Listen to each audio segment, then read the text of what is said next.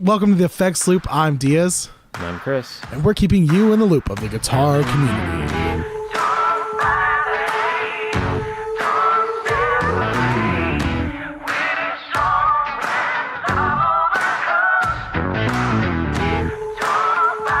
All right, this episode is brought to you by Slow Gear Electronics. So we'll talk about it a little bit later in our What's New if you listen to the show. After the intro. After the intro comes the What's New. But we're going to talk a little bit about Slow Gear Electronics. So let's see. We've got Charlie, who runs the show over there, born and raised in Nashville. He got his first guitar when he was 5 because Nashville. And I've got someone calling me while I'm trying to read this. Gosh, dang it. But I think we'll talk a little bit more about him. I really would like to try to get him on an episode. But he's got his engineering degree, finished it in 1990, moved to Oklahoma in 92, started doing live sound stuff in 96. He started Slow Gear Electronics in 2018 to do pedal mods and some other sound related things. So one of the cool things that he does is one of the most sought after Boss pedals is the Slow Gear, hence the name. He actually takes an NF2, which is the noise suppressor, and he can mod it into a Slow Gear, which is really cool. Yeah, I need to do that then. Yeah. I didn't know that. Yeah, no, he does that, and it's really awesome. I think because we actually have them sponsoring us a few episodes. We'll talk about it a little bit later. But one of the things that they're really pushing right now is their pedal stand. So one of the things that really sucks about Boss pedals is it's hard to stand them up for cool pictures or whatever you need to stand them up for doing pedal demos. And they've actually got a 3D printer that's printing these really cool stands. Chris and I got some in. I got to mess with them. If you check out our Instagram, I've posted some pictures. Chris needs to get some pictures and we'll get them posted. Of my one Boss pedal that I have now. Listen, this thing has inspired me to buy more Boss pedals because I want to show them off. But you should really go check them out. Go to Slow Gear Electronics on their Instagram, and you can message them. These pedal stands, go check them out because they're actually a lot cheaper than I thought they would be. I believe, don't quote me on this, they're running about $6 plus shipping a pop, which is really cool. So check them out. I know I checked their website out. They've been teasing a drive pedal with a boost built in. I'm hoping that comes out soon. I'd love to play with that. I love drive pedals, so that'd be really cool. But they do have they do mods and cool stuff like that. Check them out. Slow Gear Electronics. They're on Instagram, and it's just really cool. So that leads into what's new. Chris, what's new with you? I think that was it. Like, we got those in. Mm-hmm. I thought we had gotten something else in because I distinctly remember like another package coming this week. But you got me so excited. I was like yelling at my family. I'm like, did the package come for me? So we're gonna keep teasing this, yeah. But a little hint, it's coming from England. And no, it's not a Marshall or a Park in England. Who? Park amps. I don't know. I think there's a lot of England stuff that we don't give credit to England for. Probably. What else did I do? Yeah, but we got tea. What's up? Ooh, I love tea. Anyway. Yeah. I also finally tried the bacon and eggs at practice last night. And I'm sorry. I was so after doing that, actually I ran it 2 ways. So I did do the regular speaker thing. Like, it was bored. Like everybody, like the drummer just got there and was setting up, so you know how long that takes. Yeah. So I tried that. I definitely see what you were saying about it basically being the American Idiot thing. So now I'm thinking, okay, I got to figure out how to like ABY this in. But the thing is, and mic it. Did you put it in your pedal chain? I tried that too. I put it in the chain, and I really liked the drive that it gave. It's not horrible in your chain, yeah. But whenever it's a standalone, like the speaker, it's got that very thin, kind of like I said, American Idiot or Rage Against the Machine, like when they do Guerrilla Radio, and it cuts out all the bass and mids, and it's nothing but treble. Mm-hmm. It's got that feel to it, which it's so you can understand where when I bought one, they're like, no, it's broken. And I'm like, I don't think so. I don't even think they make pedals that do that. Like, the only pedal I've seen is like gives you like that vintage radio sound, which is not the same thing. Yeah, well, the Mobius is really cool. It does that kind of vintage. The record sound, I think, is more what people associate with it. Like the Warp Vinyl does it, and the Mobius has a kind of record sound. But there's not a whole lot of stuff unless you like program an EQ pedal to cut out everything except for your treble. You're really not going to get that kind of interesting sound that's mostly done on recordings for an effect. But it's a really cool pedal. I mean, as much as like, though I know the past like 2 episodes I've been making fun of it, it's one of my first pedals, and I'll always own one. I can literally see one right now, because it's not the world's worst thing, but it's its own little special kind of something. Yeah. So you got that. You got to try that out. That's pretty cool. I think that's it. I'm trying to think what's new with me. I know we got the Slow Gear stands, which honestly, it's really weird because like you don't think it's that cool, but I got to play with them and set them up, and it's really neat because I have my pedals up like kind of on display. I've got different like shelves that hold all my pedals up because I've become kind of a hoarder or a collector of pedals. I don't like selling pedals that much anymore. I do like collecting pedals, and Boss pedals are, number 1, cheap. Number 2, they sound good. Right. I mean, really, people knock on Boss pedals, but they're virtually indestructible. They usually sound pretty good for what they're going for, and they're honestly just fun to play with, and to have a cool pedal stand to display them on, it's pretty neat. It's really one of those things where you're just like, okay, this is like an interesting concept that is actually somewhat useful. How many different colors does he have? Because I don't know what colors you got. He sent me 4 colors, I think. What did you get? I got red, black, gray, and one other that I can't think of off the top of my head. Was yours actually red, or was yours more of a pink? I think mine was kind of red. Okay, mine's more of a pink. So I got black, gray, pink, and a purple, I think is what this is. It might be purple. Maybe there's a big difference between red and purple. He's been working with Boss Pedal Project. I think it's an Instagram or something like that. Someone who collects Boss pedals to actually do color coordinating, which is pretty cool. So Charlie, if you listen, if you come out with a green one, let me know. I'm gonna need to order a bunch of them because the Boss phaser is life. Like that's where my heart resides. Is the Boss phaser. I've been actually trying to buy a Boss PH3 for cheap lately, and it's not working out so well. Had a guy have one on sale locally for $40, and I tried to get him down to 30 because he's throwing in a patch cable, which I'm like, bro, what is this, eBay? Like, you're on Craigslist. Like, just make it happen. And I was like, will you take 30 if you keep the patch cable? And he wouldn't budge. So I texted him today, and I was actually like, dude, I'll do $40. I'll meet you today. He still hasn't responded.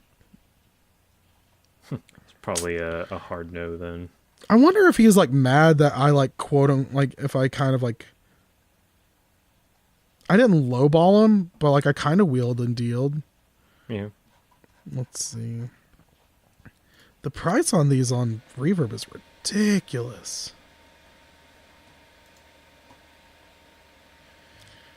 $50 plus 15 shipping, 55 plus 5 shipping, 60. Looks like $60 is like, man, maybe I screwed up. Should have given the guy $40 and called it a day.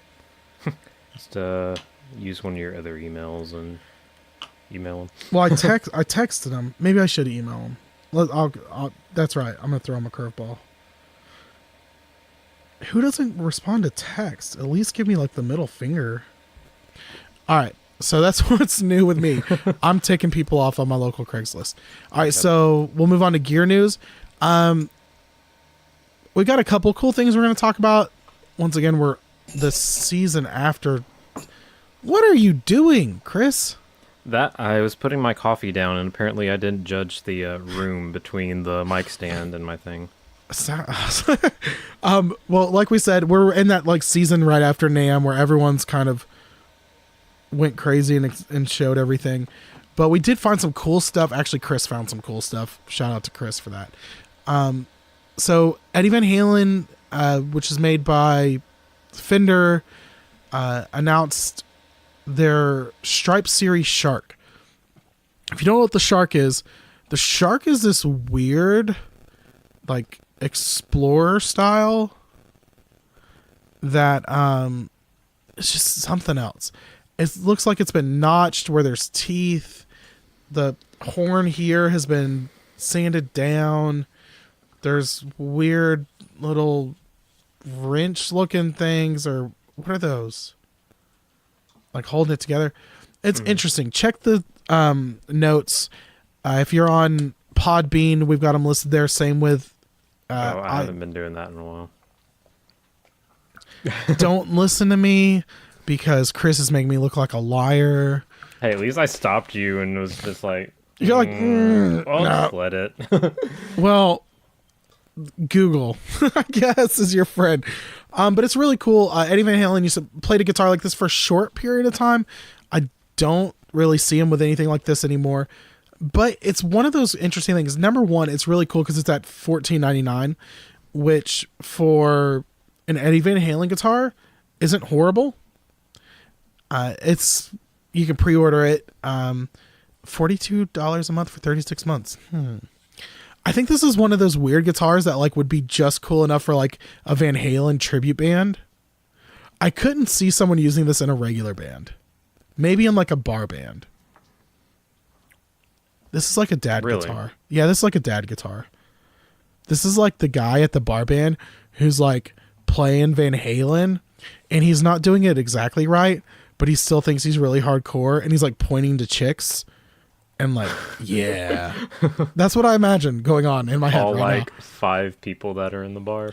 Yeah, he's the guy who's playing for a sold out stadium no matter what venue he's really playing in. So Jack Black at the beginning of School of Rock. Yeah, he's like, I need more pyro, guys, more pyro. Listen, Van Halen wouldn't do it at this level. And the lead singer's like, God, dude, we're not Van Halen. He's like, not with that attitude, you're not. That's the argument that just happened. I don't know if you were there for that, but it was pretty crazy. But yeah, it's a pretty cool guitar. Yeah, not my style. So since you're more the Eddie person, I was gonna let you talk about that. I'm not really like an Eddie person. I think it's more of like, I enjoy Eddie Van Halen. I'm not like a huge fan where I'm just like, oh, if Eddie touched it, it's great. It's just one of those, I respect the guy and I feel like it's just always cool to see what he does. Because he was definitely one of those players that didn't conform. Oh, yeah. So it's really interesting. Okay, there is one thing that's really weird about this guitar. The tuners, the tuning pegs, 3 of them are gold, 3 of them are silver. You're looking for it now, aren't you? Yeah. Look at the third picture from the back and Yeah, look at. I see it. It's weird. I don't know. I feel like if it's supposed to be like Franken style, Well, don't do it like 3 and 3. Like, get yourself a whole like grab your bulk shipment and just randomly grab what you grab. Well, I think the thing is with anything Eddie Van Halen, they're trying to be as true to the original as possible, because is that how that ended up? That's I would say 99% chance that because that's one of the big things that it's so weird about Eddie Van Halen is because people want it to be so true to the original. Look at how many Frankenstrats have come out. They've got the burn marks. They've got all this crazy stuff. It's people who are obsessed with Eddie Van Halen so much, they want the guitar just like it. If you look at the pickup selector, it's only got 3 screws holding in a 4-square pickup selector. And that's because if you see that the square piece actually goes over the opening where the wires run for the pickups and the volume and tone control, there's an open spot I'm surprised they didn't put a clear pick guard over the routing. Too. No, you want to know why? Because Eddie Van Halen didn't have a clear pick guard over it. Yeah. So that's one of the interesting things I find about Eddie Van Halen fanatics is they want it so close to the original that it's just kind of crazy. I mean, when you see a lot of other people's original guitars coming out, they don't come pre-reliced. It's the way that they bought it. So I wonder if Eddie Van Halen can be blamed for relicking. Possibly. Okay, so I found an original picture. It is 3 silver, 3 gold. Yep. So actually they have it backwards. It's silver on the low strings and gold on the high. Oh, snap. Oh. Chris calling y'all out. Listen here. There's a pickup cover on the bridge. No, there's not. Yes, there was on the original. They might, but don't forget too, Eddie Van Halen keeps guitars for a long time. It might have been a different era. He could have, look at the Frankenstrat didn't come looking that way. That's after years and years after modifications. So was this originally like done with tape? Because that's what they made it look like. Yeah. No, so the Eddie Van Halen paint scheme is 100% electrical tape. It's electrical tape. Interesting. So I see people like spray paint it. Like they'll tape it off and then spray paint it. I think that the Frankenstrat, his main guitar that everyone knows him for, is actually painted that way. I think he used electrical tape to make his own paint job. I don't know. I'm not 100%. Yeah, it's a paint job. But this one looks like tape, but I believe it's also still a paint job. Well, I would assume they wouldn't do a factory model with electrical tape. Well, if you look at a lot of the... Yeah, that's why I asked, was because of like, you can tell they made it look like fake tape. Yeah, but that's just the way he did his paint job. All right, well, let's go on to the next item. We've talked about it before. Fender announced the Jimmy Page Telecaster, the Dragon, and they've actually got a price point out. Yeah, I think there was actually 2 models. I think one was actually going to be custom shop, which I'm guessing means like they had like an actual artist or one of their guys like actually hand paint it. Yeah. And then I'm guessing the one that was the budget model was probably going to be like screen printed somehow. Yeah. But I was still expecting the budget model to still be like 2 or 3K. Mm-hmm.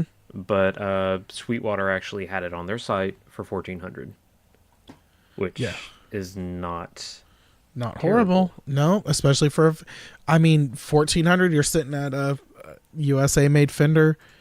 And it's technically a signature because they do actually have Jimmy Page's. I mean, it's probably obviously screen printed, but like they actually have that on there. And the fact that Fender's actually putting out a cheaper signature, it's kind of cool. Let's see. Where is this one made? Is this made in America? Let's see. So it's a 2-piece ash body with custom Jimmy Page artwork, satin nitro lacquer finish. It's got a maple neck, Jimmy Page custom thin D profile. It's got a road-worn nitro finish on the neck. Rosewood fingerboard. Let's see. It doesn't say where it's made. I'm checking the Fender. Oh, no, that's an article. The only thing that I think would make this not saying made in Mexico is bad, but $1,400 for a made in Mexico would be a little bit more upsetting. Let's see. Well, yeah, because even the like limited edition stuff they roll out, even on the used market, like you don't like. What is it? The like tuxedo Telly Deluxe with the TV Joneses. Mm-hmm. I think that what those retailed for $1,000, and those are like maybe what was it, 500 of each. Yeah. And those didn't get like too high. I mean, granted, they all like 90% of them went to the P&W community, but does it really not say where it's made? I haven't found anything. Well, if you guys find out where it's made, let us know. Oh, this is an old school truss rod on it too. It's got the neck heel access. All right, so Google Hangouts fucked up, so we had to reset a little bit. We're still trying to figure out where this is made. Mm-hmm. I'm on the Fender site. I don't know where you're looking. I'm looking at Sweetwater. Okay. And nothing. I don't see anything. Like, even the pictures from the Fender website don't even show, like, country of origin. Maybe Fender's like, y'all don't need to freaking know where it's from. Probably not, but... I mean, even if it is made in Mexico, the fact that it's like a signature model, like, and sadly, that kind of justifies the price because everybody everywhere does that. No. But $1,400 for a Mexican Fender is not even close. unless this is hand painted, what if it was that? In Mexico? Maybe. I really don't see them here. I really don't see them doing hand painted in a Mexican factory. I just don't see it happening. I mean, the whole point of sending something to Mexico is to get it done for cheaper and mass producing. It's not hand painted. No way. All right. So, when we find that out, we'll let you guys know. If you find it out, let us know. Yeah, because knowledge is power. All right. So, we're going to move on to our topic. So we had a listener, my buddy Chris, not the Chris who's on this podcast, but a different Chris, give me some ideas for topics. So one of the things that we really don't talk about much is acoustic guitar playing. I think Chris and I are more electric guitar players, but my buddy Chris is a really big acoustic player. That's his main thing. He started off as a bass player, and then his parents bought him acoustic, and he started playing a lot of acoustic. And one thing that he really does like modulation effects on his acoustic. He plays a lot of acoustic shows. There's not anyone else playing, and he likes to have some cool sounds. So, Chris, how often do you get to play acoustic often, or do you just play around the house? I usually end up just playing around the house because, like, I never get scheduled for it, and like half the times when I do church things, like they always have like the worship leader like doing it. Yeah. So and, when like, they find that person, like the thing I'm doing this weekend, like that was one thing they did was like make sure like the worship leader could play acoustics. That way we could have that in the mix with us. Yeah, at our church we've got an acoustic player. His name is Brooklyn, and he. So I really don't play acoustic a lot, but when I do, I run my acoustic usually through my pedal board. I like modulation on acoustic as well. I've always been a big fan of phasers. I think it's really cool to add it in small doses. Like, I love a phaser and have the rate set pretty low, so it just adds a nice little kind of flowing sound.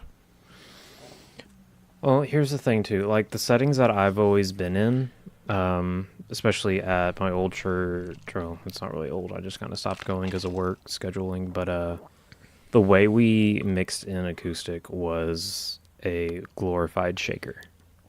Yeah, was it kind of like the all mids, nothing else? I don't know if that's how they EQ'd it, because I never got to really run sound there. And when I did, it was pretty much like the worship leader played electric the whole time. Like we rarely had acoustics. See, I'm more of when I play acoustic, I like my sound. I usually I'm like scoop the mids guy. I take most of my mids out and I get that nice, cool, like Dave Matthews sound. Okay. If you listen to Dave Matthews play, there's not a whole lot of mids there. It's a lot of, whenever he hits the low notes, it's got a nice kind of full sound.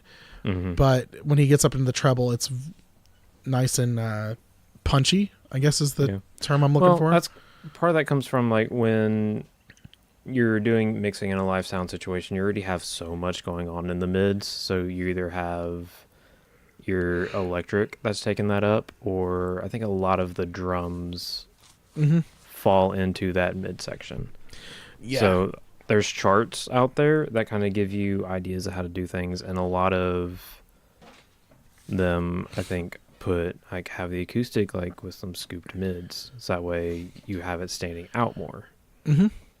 And I think it's the same way with like keys. Like, don't focus in on like maybe like the first couple of registers, and like actually play around with things. One of the I love using delay and reverb on acoustic, and I think and it really depends on what I'm playing with the acoustic. Delay is one of those things that like is when I'm playing electric, it's very high in the mix. I'm one of this. I love the Edge U2 just like Chris does, and I use delay as like another instrument. See, I can't. I've tried doing that with acoustic. I just can't. I really can't either. I usually run a low analog delay. That's just enough to fill out the sound. Because if I'm playing acoustic, it means that we're doing an acoustic set. Because if we're not doing acoustic, I'm playing electric. But if I'm doing acoustic, it means we're doing an acoustic set. So what I do is if that's the case, yeah. I do try to fill in that sound.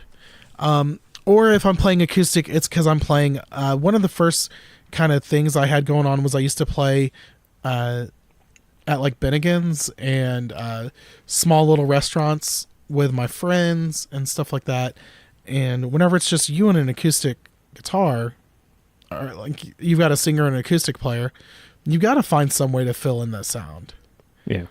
So using a low mix delay and reverb was one way that I was really able to do that.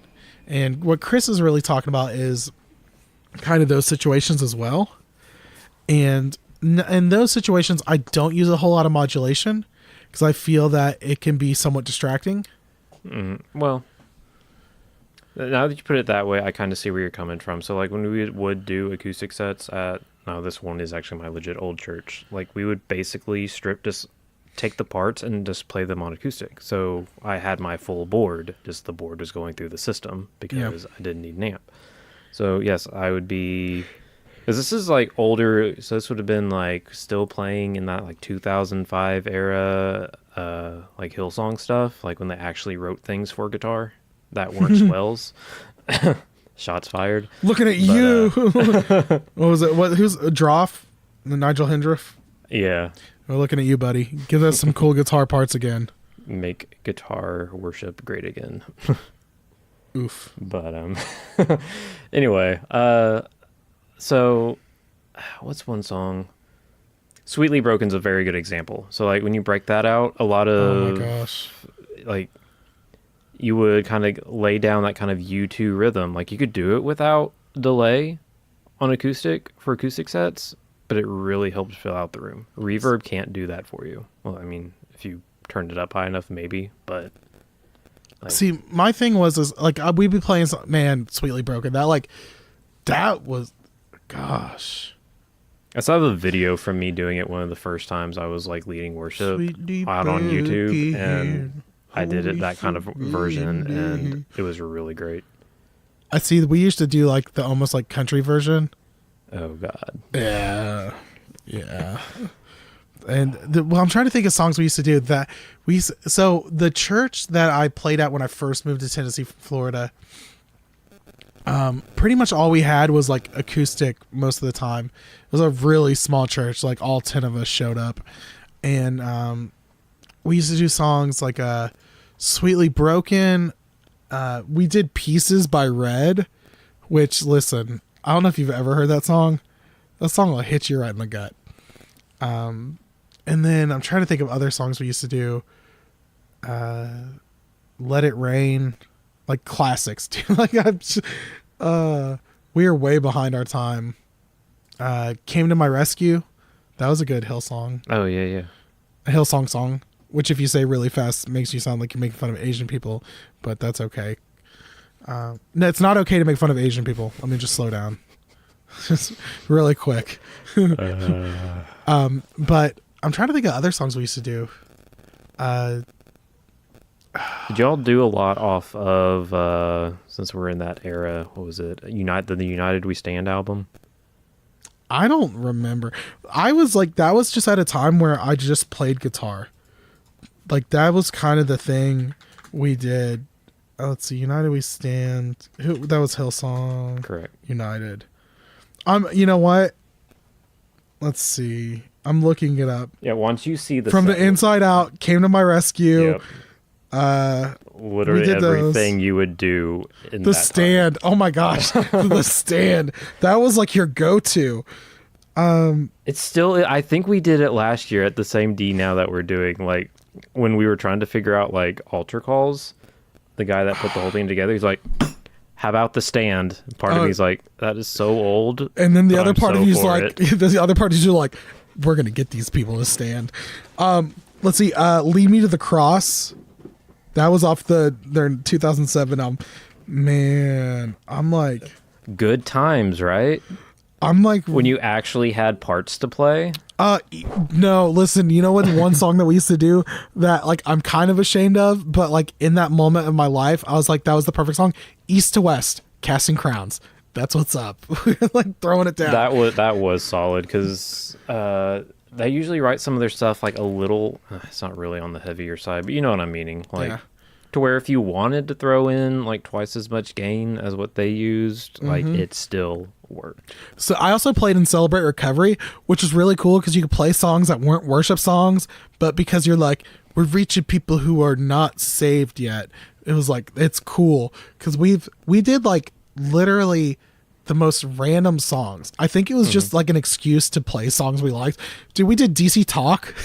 we did an Evanescence song one time. I'm trying to think of the other. We did a Creed song.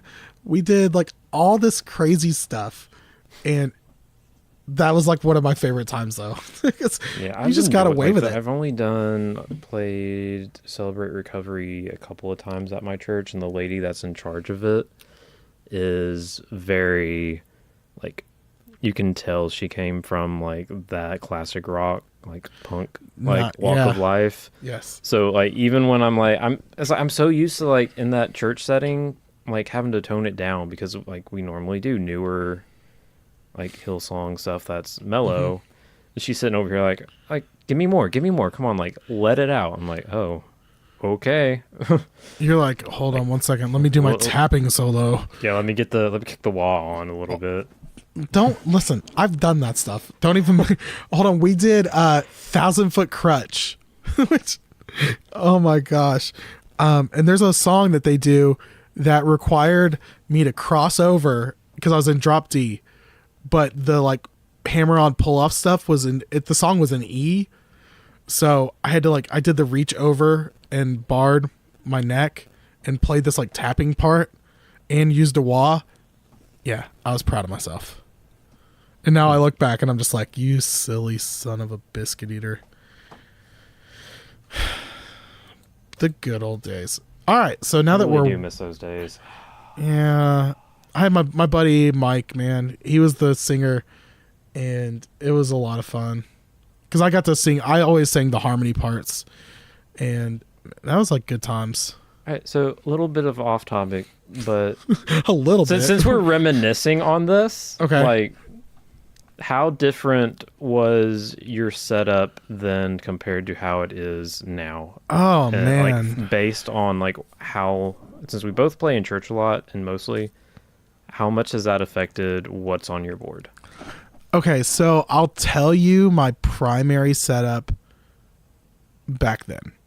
Okay. I had a PRS custom 2410 top, which was stolen, which is the like knife through my heart. And then I moved to a Gibson Les Paul Studio. Amp wise, I used a Jet City JCA 20H head and a Bugera 2x12 cabinet. And pedal wise, I used a Boss DD3. I had, which I got rid of for some reason, and I moved to a carbon copy delay, and that was it. Like that was pretty much it. Okay. I really didn't, and then I slowly progressed, but like one of my like I'd say like my transition board, I had 2 OCD pedals for some reason. I had a Vox saturator. I had a Boss DD3 and I'm trying to think. I had a Boss TR2 and some sort of wah pedal.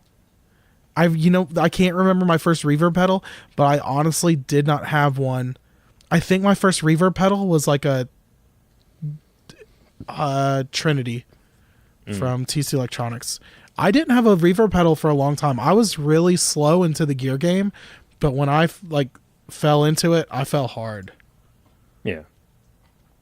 So what did your like old school rig look like? Okay. So I mean, it's kind of the same aspect as it is now, but for totally different reasons, and this is like where I'm trying to get at. So old board for that like time period was like still 4 drives, but 4 very, very different drives.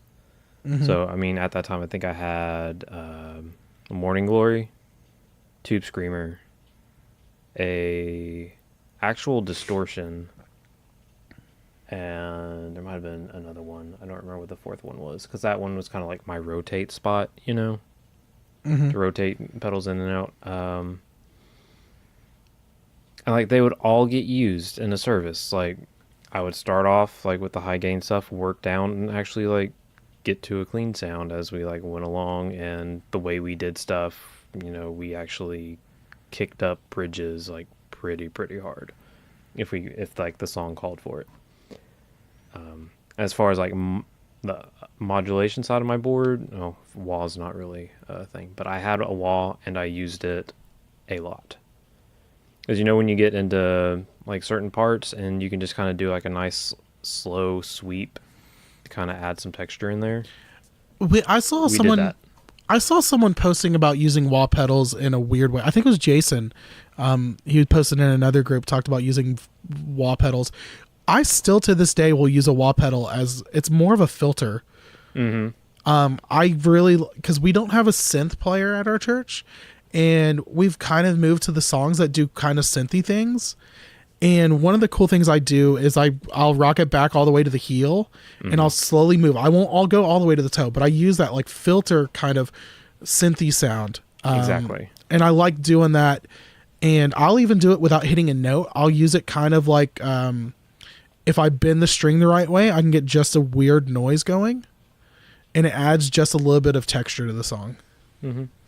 And like, I feel like the way music is, like, this is why my board is so, I feel like it's so sparse and so different, and why I have a hard time justifying getting stuff. Because when I do get into church settings now, I maybe use 1, maybe 2 of the drives that are on my board or that I own. Yeah. And stuff's so simple now that I feel like I don't even need 2 delays anymore. Oh, no. Or 2 reverbs. So I use, I could play with just my HX effects. I have a lot of extra stuff on my board. I've got, I've got the woodcutter, which I use sparingly. I don't use it that often. I've got my dually from Westminster, which that's one of my main drives. And I've got my fuzz half horse from Pelican Noiseworks, which doesn't see a whole lot. I'm talking about like I go Sundays without kicking it on. And then I've got my Binford 6100, which really does not get used that much. I haven't dialed in a great sound yet, but I need to find something cool. And then I've got a Fuzzrocious Anomalies delay, which I kick on for crazy weird delay, like if I'm doing insane swells. And I've also got a Fuzzrocious Trimmer Slow, which is a tremolo pedal, which I use that because that runs the tail end of my chain pretty much. And I use that to add a little bit of depth if we're like, usually if someone's like talking or it's like prayer and I'm doing swells and I'm doing just enough to be to kind of add some texture and layers to it. But there's a lot of stuff I don't use, but I keep on my board because you never know when you're going to need it. Yeah. Okay, so what was the original like topic that we had? Acoustic effects. Acoustic effects. Yeah. So how about this? Why don't we talk about besides reverb and delay? You're playing an acoustic show. You've got one effect that you're probably going to use. What do you think you would pick? I already know my answer is phaser because listen, Aaron might have like started the year of the phaser. But you're going to finish it? No, I started it. I had it last year. He's late to the game. There you go. Yeah, Aaron, get on my level. I don't know. That's really hard because I feel like I would definitely want either a delay or reverb or what's the... Well, you've got a delay and reverb. That one's already, you've got that. It's a given. The dispatch matcher. Like that would be a good one to have. Yeah, like, but that's so delay and reverb, but you've already got that. You've already got you're it. saying if I already have it? No, you've already got that. You get one more effect.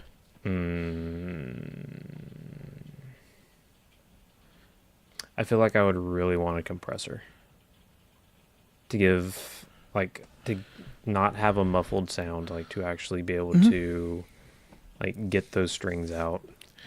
I'd also say if you don't have an active EQ on your acoustic, I'd really invest in an EQ pedal or some sort of EQ. If you're using like a LR Bags that has an EQ on it, that's great. But I feel like being able to control your EQ is a great thing. I'd say, another one my buddy Chris said that he likes to use is, and it's not a horrible discussion, like a horrible pedal to use, is flanger. Flanger on acoustic is not horrible if it's used sparingly. Yeah. But of course, flanger is one of those things that like people like want to either fight or make out about. You're either like, oh, I love flanger, it's amazing, or anyone who uses flanger is like a stupid head. I don't know why you're going to be insulting like we're in second grade, but that's how I feel like it is whenever people argue over the internet. Which I'm one of those people that argue over the internet. Actually, funny story about... I hope this is about people arguing over the internet. No, it's actually going back to, it's actually going back on topic, but... Dang it, Chris, we're not supposed to be on topic. What are you doing? Okay, maybe it's a little off topic. It's topic adjacent. The whole reason I actually learned about the Dimension C chorus and ended up like kind of getting talked into one was from a guy I met at a job that was his only pedal he used with his acoustic. Really? Yeah. I don't imagine that sounding super fantastic. I mean, I think he did, I don't remember what style exactly, but it was kind of something that... Were you in a Cure cover band? Might have been. But, something that kind of needed, like, 12-string sound-ish, so, like, obviously, like, that's a good place for a chorus to come in. Man, I've been looking at this line... justify getting a 12-string. I've been looking at this Line 6 Variax that's been in my area. They want $300, and that's like the going price for used. I really want to get it cheaper. I'd love to play with the Line 6 Variax guitar. I would too, because I think the one that I've touched was at Guitar Center, and like the battery was low, so I couldn't like really tell much. I wonder if going on. I wonder if you could just change the neck and like just have a great playing guitar. Because the one I played one before, and I didn't care for the neck. I don't think the newer ones are that bad. So like when they had the James whatever guy like come in and do stuff. James Tyler? Yeah. You mean it wasn't Steve Tyler that came in and did it? Steven Tyler PJs. Steven Tyler PJs. Yeah, now we're on Pauly Shore movies. Tell me you get that reference. Tell me you get that reference. I don't. Have you never seen Son-in-Law? No. Oh, wait. Chris. Wait, is that... Well, hold on. Son. Hold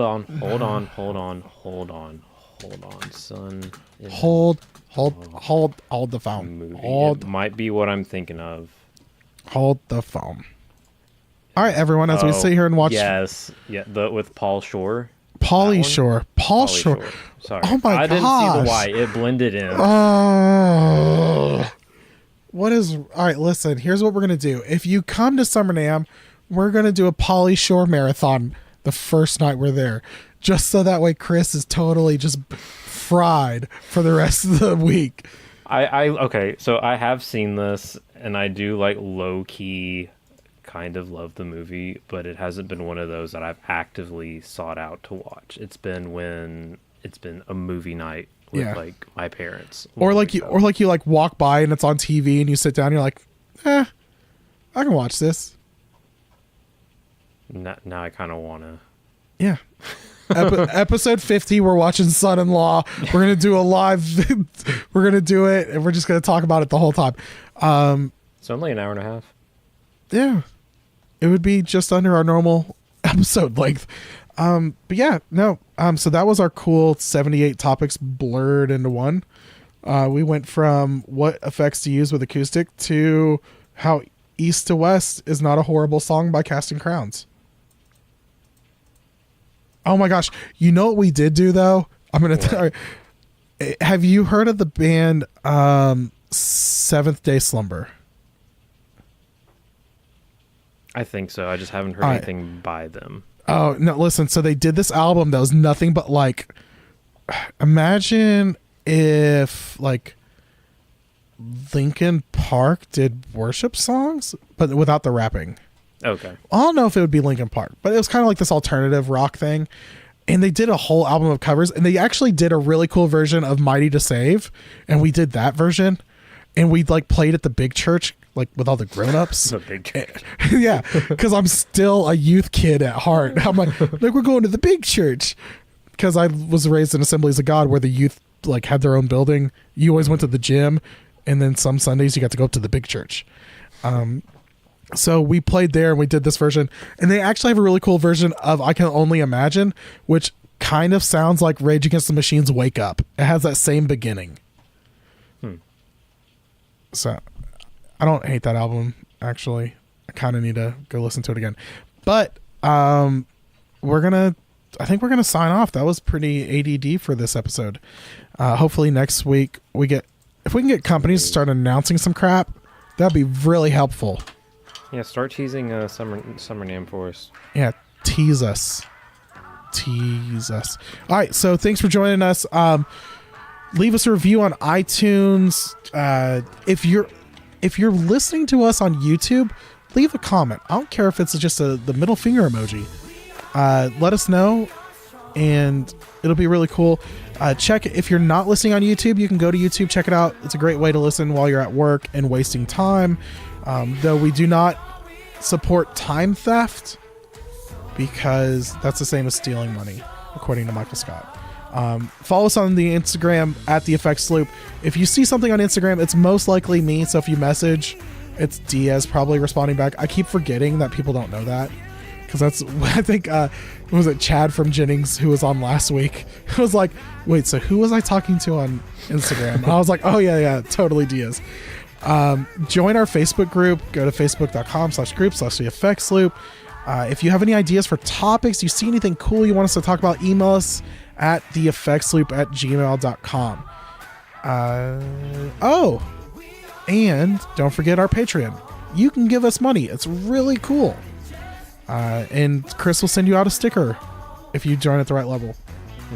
And you get to join the chat group, which is like awful lonely right now. So join in. Will needs friends. And then last but not least, thank you to Slow Gear Electronics for sponsoring this episode. Please go check them out. Follow them on Instagram. I know that's where they do a lot of their stuff right now. They have a website you can check out as well. That's in their bio. Show them some love, and tell them that you heard about them from The Effects Loop. And check out the pedal stands. If you've got Boss pedals, buy some. They're cheap as crap. Like, I was surprised how cheap they were. And I think that's all of our whole end of the show. Sounds like it. Yeah, good enough for us. All right. So once again, thanks for joining us. I'm Diaz. And I'm Chris. And you've been listening to The Effects Loop. See you guys. Bye.